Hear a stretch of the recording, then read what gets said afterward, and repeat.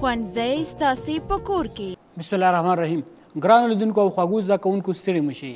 زه فضل کریم علمي د ښوونځی ستاسې په کور کې خپرونې په وړاندې کولو سره ستاسې په خدمات کې یم. زموږ د نن ورځې درس د 11 ټولګي د کیمیا اړوند د دویم فصل ځینې موضوعات دي. کولیګاټیف خواص، همدارنګه د کولیګاټیف خواصو ځینې ډولونه ویو. دا چې محلول دپاره کولیګاټیف خواص کوم دي او څنګه کولی شو کولیګاټیف خواص د غیر کولیګاټیف خواص څخه موږ جلا کو، په دې اړه به انشاءالله موږ بحث ولرو. تاسې متوجه اوسئ د یو محلول خوند، د هغې رنګ دا په حل کوونکو او حل کیدونکو موادو پورې اړه لري. لکه که چیرې تاسې راوالي یو ګیلاس کې یو ګیلاس اوبو کې مالګه واچوئ نو د دې محلول خوند به څه ډول وي؟ تریو وي. او که چیرې د همدغې مالګې پر ځای تاسې بوره واچوئ نو د محلول خوند به څه ډول وي؟ خوږ به وي. نو موږ ویلی شو چې دا خوند د حل کوونکې مادې او حل کیدونکې مادې پورې اړه لري.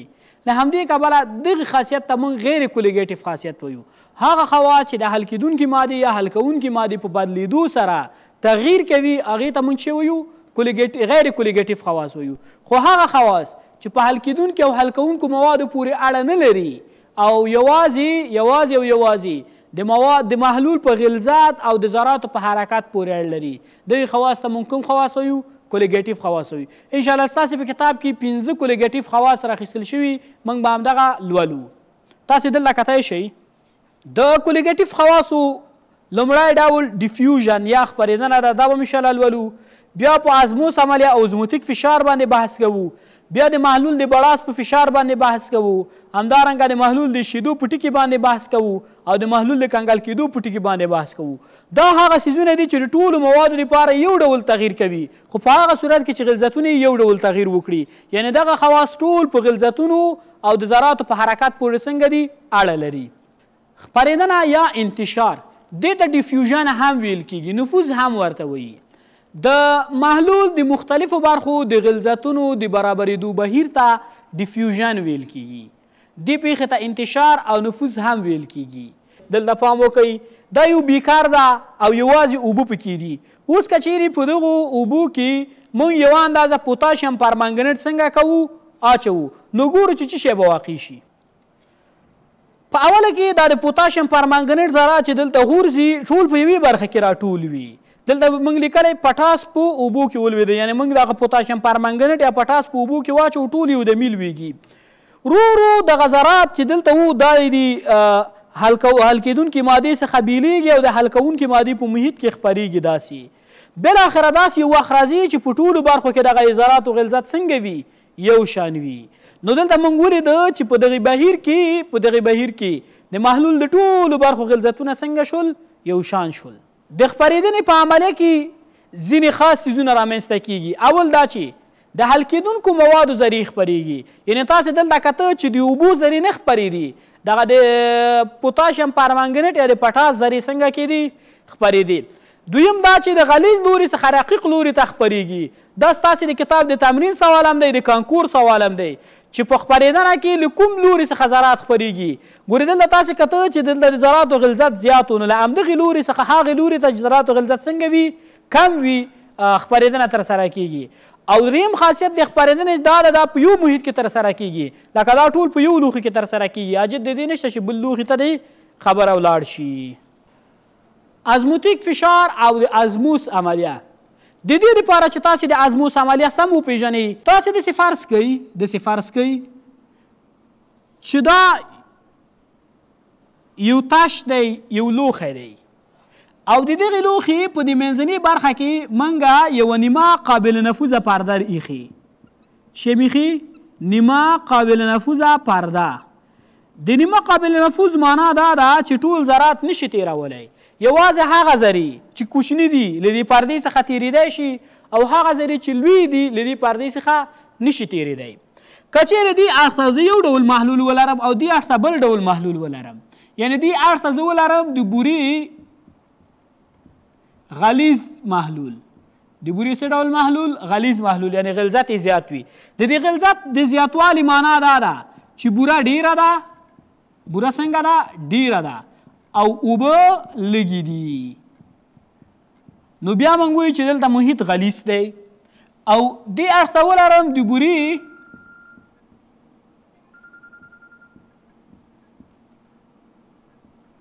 رقیق محلول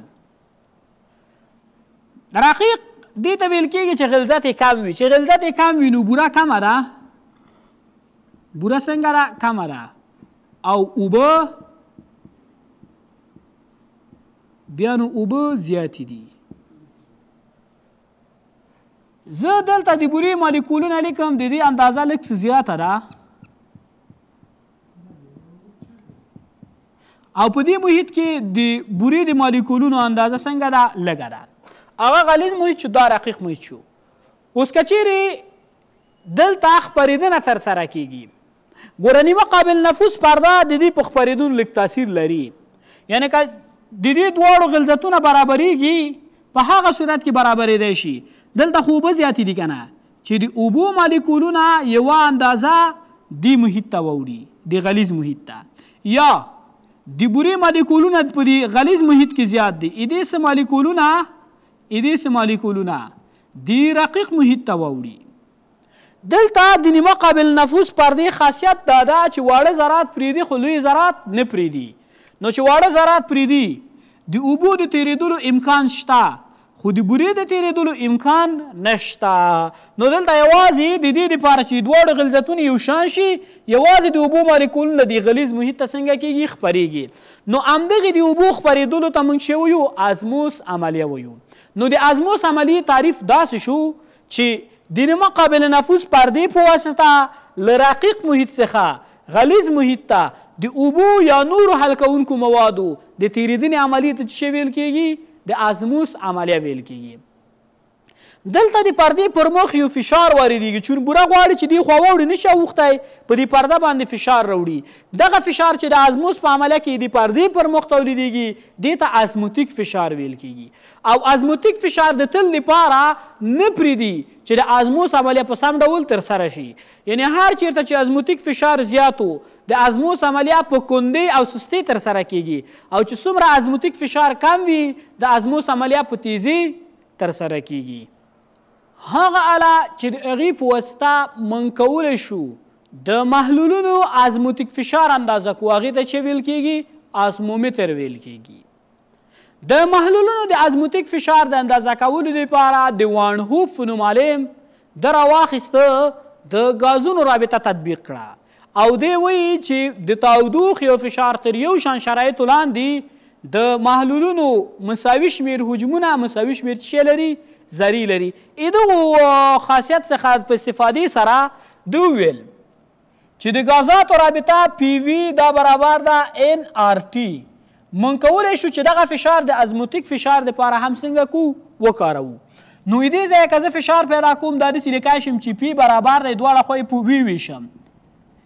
ان پر وي ضرب آر ټي دا فشار کوم فشار ده ازموتیک فشار ده اوس موږ مخکې د غلظت په تعریف کې ویلی چې که چیرې د مولونو شمېر په حجم وویشل شي دا غلظت ده سی ده نو زه کولی شم دلته د ازموتیک فشار دپاره داسې رابطه ولیکم چې سی آر ټي یعنی د ان پر وي پر ځای مې څه شی ولیکه سی ولیکه دغه فشار د محلولونو د ازموتیک فشار د اندازه کولو دپاره کارول کیدی شي خو ګورې په یاد ولرئ چې دا یوازې د هغو محلولونو دپاره کارول کیدی شي کوم چې غیر الکترولیت دي دا یوازې د هغو محلولونو دپاره کارول کیدی شي کوم چې غیر الکترولیت دي د الکترولیتو محلولونو د ازموتیک فشار د اندازه کولو دپاره موږ یو بله رابطه کاروو چې پی ازموتیک دا برابر دی آی سی آر ټي یعنی دلته د آی یو ضریب پیدا شو آی ته ویل کېږي د وانهوف ضریب د څه شي ضریب د وانهوف ضریب او د وانهوف ضریب څنګه موندل کیدی شي مونږ چې کله آی مومو د وانهوف ضریب را اخلو د ټوټه کېدو څخه وروسته یعنی کوم مواد چې الکترولیت د دوی پایونو ټوټه کېږي که نه د ټوټه کېدو څخه وروسته د ذراتو شمیر یعنی کومې ذرې چې د ټوټه کېدو څخه وروسته راغلي او په صورت کې لیکو او د ټولو ذراتو شمیر کوم چې اول کې موجود وو دا په مخرج کې لیکو لکه که چیرې موږ راوالو 3 مول سودیم کلوراید درې مول څه شی سودیم کلوراید په اوبو کې واچوو چې کله دا په اوبو کې واچوو دې نه 3 مالیکوله کلوراید او 3 آیون د سودیم لاسته راسي. اوس کچیرې زه د دې وانهوف ذرې پیدا کوم آی برابر دی د مخکې له ټوټه کېدو څخه یعنې ټولې ذرې څومره وي 3 دا په مخرج کې ولیکو. وروسته د ټوټه کېدو څخه څومره ذرې راسره راځي 6 ذرې. نو د سودیم کلوراید دپاره د وانهوف ذرې څو ده 2 ده. همدارنګه قوي الکترولیتونه چې دي د هغو دپاره د وانهوف ظریفونه موږ په همدغې ډول په همدغې طرز سره څنګه کوی شو لاسته راوړی شو. د غیر الکترولیتونو دپاره د وانهوف ظریف یعنې آی د 1 سره برابر ده. اوس که یو دلته وضع کوم نو بیرته به دې نه CRT جوړیږي. نو موږ وایو چې د غیر الکترولیت محلولونو د ازموتیک فشار د اندازه کولو دپاره P = CRT نه استفاده کوو او د الکترولیت محلول د ازموتیک فشار د اندازه کولو دپاره د ICRT نه استفاده کوو. مثال داسې دی وایي د ګلوکوز د 0.5 مولره محلول ازموتیک فشار په 25 سانتیګراد تودوخه کې حساب کوي. دا موږ څنګه حسابوو ما سره پاتې شي. غلظات C 0.5 مولر شو. دلته موږ ته ویلی چې ګلوکوز دی او تاسې په دې پوهیږئ چې ګلوکوز غیر الکترولیته ماده ده یعنې د برېښنا جریان نه تیروي. نو د هغې دپاره آی څو ده آی 1 ده. تودوخه یې درکړې ده په 25 سانتیګراد تودوخه کې موږ د دې ازموتیک فشار پیدا کوو. پی ازموتیک د پیدا کوو. ګورې موږ چې کله تودوخه کاروو دا خو کالوین سره کاروو. 25 سانتیګراد چې کالوین ته واړوو 298 کالوین شو. او همدارنګه د ګازونو ثابت درته یاد ده چې آر برابر دی د 0.082 اتمسفیر ضرب لیټر پر مول ضرب کالوین. دې څخه موږ څنګه کوو ګټه اخلو. اوس راځم د ازموتیک فشار د اندازه کولو رابطه داسې ده چې ICRT پی برابر دی چې سره ICRT. اوس دا غیر الکترولیت محلول و آی ورته 1 و نو که دا آی لیکي که نه لیکي مشکل نشته. نو لیکم چې پی ازموتیک دا برابر دی د آی پر ځای لیکم 1 سی غلظات ده 0.5 مولر ده کنه. مولر موږ داسې لیکلی شو چې مول پر لیټر ضرب آر. آر د ګازونو ثابت ده 0.082 اتمسفیر ضرب لیټر پر مول ضرب کالوین ضربی تی تودوخه ده 298 کالوین. ایدې ځایه لیکم پی دا برابر دی چې کله 0.5 په 0.082 کې ضرب کو بیا په 98 کې ضرب 298 کې ضرب کو د ځواب راځي 12.21. مول د دې مول سره اختصاریږي لیټر د دې لیټر سره اختصاریږي کالوین د دې کالوین سره اختصاریږي. یو وزنای واحد چې دلته پاتې کېږي هغه څه ده اتمسفیر ده. نو د دې محلول ازموتیک فشار به 12.21 اتمسفیر وي. د ازموتیک فشار له مخې محلولونه په 3 ډوله دي. دلته موږ اشاره 3 واړه ډولونه وایو. که چیرې زه داسې یو محلول ولرم داسې یو محلول چې د دې غلظات د بل تشبیه شوي محلول سره او یا د وینې د پلازما د فشار سره مساوي ازموتیک فشار ولري یعنی د ازموتیک فشار د یو بل محلول د فشار سره برابر وي یا د وینې د پلازما د فشار سره څنګه وي برابر وي. د یادونې وړ ده چې د وینې د پلازما فشار د 200 کیلو پاسکال څخه تر 800 کیلو پاسکاله پورې د تغییر په حال کې ده یعنی په دغه انټروال کې د فشار دی. نو که چیرې د محلول فشار د وینې د پلازما د فشار سره برابر وي دې ډول محلول ته موږ ایزوتونیک محلول وایو. که چیرې یوه حجره دکې لویږي په دې محلول کې نو څومره ذرې چې د حجرې څخه د محلول ته وځي هماغومره ذرې بیرته د محلول څخه حجرې ته داخلیږي یعنی دلته حجره ساتل کېږي او په حجره کې کوم تغییر نه راسي.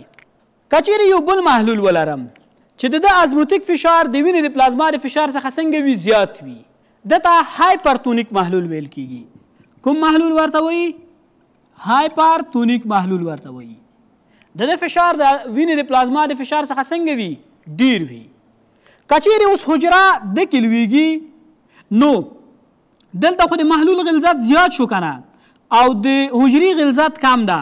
که چیرې یوه حجره په دکې لویږي نو د حجرې څخه ډیر مواد د محلول ته خارجیږي ځکه د محلول غلظت زیات دی او خپرېدنه یا ازموس عملیه چې ترسره کیږي دا د رقیق محیط څخه غلیظ محیط ته ترسره کیږي نو دلته ذرات دا حجره رقیقه شوه نسبت د محلول ته د حجرې څخه مواد محلول ته وځي او ډیر لږ شمیر ذرات چې دی هغه به حجرې ته داخلي شي د دې کبله حجره خپلې اوبه له لاسه ورکوي حجره وچیږي دې پیښې ته پلازمولایز ویل کیږي دې پیښې ته موږ څه وایو پلازمولایزیس وایو همدارنګه که چیرې داسې یو محلول ولرم چې د هغې ازموتیک فشار د وینې د پلازما د فشار څخه کم وي دې ته هایپوتونیک محلول وایي کوم محلول ورته وایي هایپوتونیک محلول ورته وایي که چیرې یوه حجره دکې لویږي اوس دلته د دې محلول ازموتیک فشار کم ده او د حجرې ازموتیک فشار زیات ده نو چې د حجرې فشار زیات ده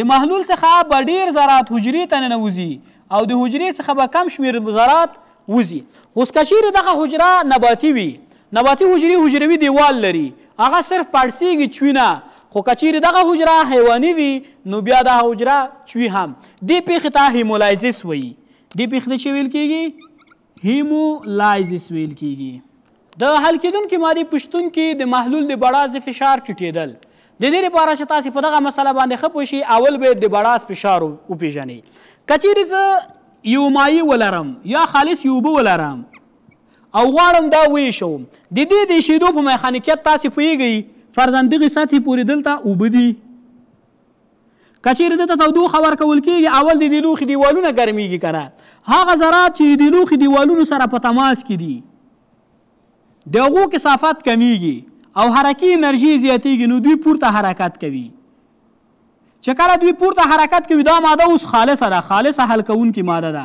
بل شی پکې نه دی ګډ نو دغه ذرې چې کله پورته خیږي دلته د مایع په سطحه باندې فشار تولیدوي همدغې فشار ته د بړاس فشار ویل کیږي نو موږ داسې وایو هغه فشار چې د شیدو پر مهال د مایع په سطحه تولیدیږي دې ته د بړاس فشار ویل کیږي که چیرې په دغې ماده کې زه نوره حل کوونکې ماده واچوم فرضاً بوره پکې واچوم مالګه پکې واچوم دلته به د ذراتو شمیر څنګه شي زیات شي اوس که یوه حجره دلته یوه ذره دلته ایشېږي دا چې پورته خیږي دلته د ګڼ شمیر نورو موانعو سره مخ کیږي یعنی په هغه صورت سره چې دا خالصه ماده په دې خالصه ماده کې دا ذرات خپرېده په هغه عمره سرعت سره په دې محلول کې نشي خپرېدی نو دلته چې کله دی د مایع په دې سطحه لګېږي ډېر کم فشار به تولیدوي نو موږ داسې وایو چې پی صفر د خالصې مادې د بړاس فشار شو د خالصې مادې څه شو د بړاس فشار البته د حل کوونکې مادې او پی د محلول د بړاس فشار شو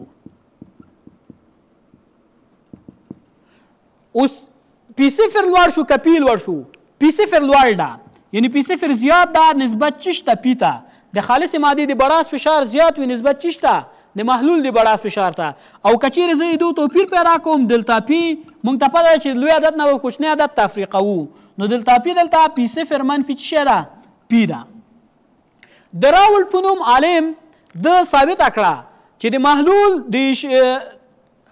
د راول په نوم عالم ثابته کړه چې د محلول د بړاس فشار چې دا د خالصې مادې د بړاس فشار سره مستقیم اړیکه لري د خالصې مادې د بړاس فشار سره څه ډول اړیکه لري مستقیم اړیکه لري یعنی پی دا برابر دی د پی صفر ضرب ان یو سره تاسې پی او پی صفر پیژنئ دلته چې پی صفر د خالصې مادې د بړاس فشار ده او پی د محلول د بړاس فشار ده صرف ان یو اضافي ده دا موږ اول فصل کې ویلی چې ان یو دا د خالصې مادې د مولی برخه ده یعنی د خالصې حل کوونکې مادې مولی برخه ده تاسې په دې هم پوهیږئ چې ان یو جمع ان دوه دا د څو سره برابر دی د یو سره دې ځای قاعدې نه زه د ان یو ارزښت پیدا کوم ان یو برابر ده د یو منفي ان دوه سره دلته به د ان یو پر ځای لیکو د ان یو پر ځای چې لیکو یو منفي ان دوه نو لیکم چې پی دا برابر دی د پی صفر ضرب یو منفي ان دوه کله چې دا پی صفر په دې قوس کې ضرب کړم نو پی به مساوي شي د یو په پی صفر کې پی صفر او پی صفر په منفي ان دوه کې منفي پی صفر ان دوه زه اوس کولی شم چې داسې دا ولیکم چې پی صفر ان دوه دا برابر دی د پی صفر منفي پی سره یعنی په ساده اصطلاح درته یم چې دا منفي پی صفر ان دوه چپ اړخ ته واړو او دا پیم ښي اړخ ته واړو نو داسې یوه اړیکه به جوړه شي. پی صفر منفي پي دلته موږ وویل چې دا شی ده دلتا پي ده نو لیکای شم چې دلتا پي دا برابر ده پی صفر ان 2. که د راولډ اړیکې ته موږ لږ څه انکشاف ورکړو بیا به موږ ومومو چې د محلول د بړاس د فشار ټیټېدل یعنې تغییر یې د حل کېدونکې مادې د مولي برخې سره د غلظت سره څه ډول اړیکه لري؟ مستقیم اړیکه لري. یعنې که چیرې موږ غواړو د محلول د بړاس فشار پیدا کړو نو د خالصې مادې د بړاس فشار به رااخلو د حل کوونکې مادې په مولي برخه کې ضربوو او که چیرې د دغه فشار توپیر پیدا کوو یعنې دا پیدا کوو چې څومره دا فشار ټیټ شوی نو دغه اندازې د موندلو دپاره به همدغه د خالصې مادې د بړاس فشار پي صفر د حل کېدونکې مادې په مولي برخه کې څنګه کوو؟ ضربوو. پوښتنه داسې ده د خوړو د مالګې 0% محلول د بړاس فشار او د بړاس د فشار توپیر حساب کړئ. دلته یې د خالصې مادې د بړاس فشار درکړی چې 101.3 کیلو پاسکال دی. دا سوال به موږ څنګه حلوو؟ د دې سوال د حلولو دپاره زه اول لیکم چې دا محلول څو فیصده ده؟ 0% ده. اول به د دواړو برخو مولي برخې پیدا کړو یعنې هم به ان یو پیدا کړو او هم به ان 2 پیدا کړو. د دې برخو د موندلو لپاره موږ مجبور یو چې د مولونو شمیر ولرو. نو زه لیکم ان د سودیم کلوراید یعنې د سودیم کلوراید د مولونو شمیر محلول څو فیصده ده؟ 0% ده. 0 دا د سودیم کلوراید اندازه ښیي موږ ته که نه تقسیم پر د سودیم کلوراید مالیکولي کتله 58.5 دا برابر دی د 0.3 مول سره. همدارنګه که چیرې زه د اوبو د مولونو شمیر پیدا کول غواړم دلته حل کوونکې ماده اوبه ده. 0% پکې سودیم کلوراید و پاتې 80% پکې څه شی ده؟ اوبه دي. د اوبو مالیکولي کتله څو ده؟ 18. نو کله چې 80 په 18 تقسیموم 4.4 د دې ځواب دی. اوس به زه مولي برخه پیدا کوم. ان یو چې پیدا کوم ان یو د اوبو مولي برخه ماته ښیي. د څه شي مولي برخه ښیي؟ د اوبو مولي برخه. نو د اوبو مولونه په صورت کې لیکم. د اوبو مولونه څو ده؟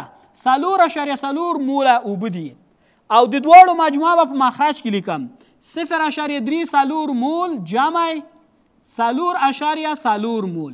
ایدې ځایه 4.4 مول تقسیم دا سره جمع کم 4.4 مول.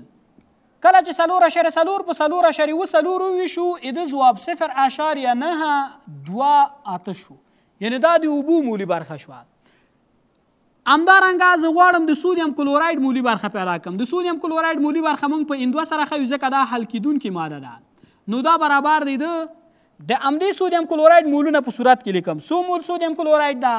0.3 مول او د دواړو مجموعه په مخرج کې لیکم. دلته مې دواړو مجموعه پیدا کړی 4.0 مول. کله چې دا په دې ویشو 0.001 د ده مولي برخه شوه. اوس موږ سوال کې موږ نه پی غوښتل شوی د محلول د بړاس فشار او همدارنګه د بړاس د فشار توپیر غوښتل شوی. موږ پی او دلتا پی پیدا کوو. د پی د موندلو دپاره د راولډ د اړیکې نه ګټه علم چې پی برابر ده پی صفر ضرب ان یو. پی صفر یې سوال کې درکړی 101.3 کیلو پاسکال. دا د پی صفر اندازه ده. په ان یو کې ضربوم. ان یو ما پیدا کړو څو ده؟ 0.928. نو کله چې دا تاسې دغه 101.3 په دې کې ضرب کوئ نو د دې ځواب 490 رسي. 490 کیلو پاسکال. دا به د محلول د بړاس فشار وي. ګورې د خالصې مادې د بړاس فشار 101.3 کیلو پاسکال و که نه خو د محلول د بړاس فشار 490 کیلو پاسکال شو یعنې د محلول د بړاس فشار لږ څه ښکته شو. او که چیرې زه غواړم دا توپیر پیدا کړم چې په څومره اندازه کم شوی نو دلتا پی برابر ده پی صفر ضرب ان 2. پی صفر 101.3 کیلو پاسکال ضرب ان 2 د حل کېدونکې مادې دلته سودیم کلوراید د دې مولي برخه ده. نو موږ مولي برخه موندلی 0.001. کله چې تاسو 101.3 په 0.001 کې ضرب کوئ د ځواب راځي 0.283 کیلو پاسکال. یعنې په دومره اندازه د دې محلول د بړاس فشار څنګه کړی؟ تغییر کړی. یا تاسو کولی شئ د دلتا پی څخه هم چې دلتا پی برابر ده پی صفر منفي پی دې څخه هم د بړاس د فشار توپیر پیدا کوي. پی صفر څومره و؟ 101.3 کیلو پاسکال او پی موږ څومره لاسته راوړو 94 کیلو پاسکال. کله چې تاسې دې نه دا تفریق کړي دا تقریبا 7.23 کیلو پاسکال راځي. یعنې ډېر کم تفاوت به پکې چې هغه د صرف نظر وړ ده.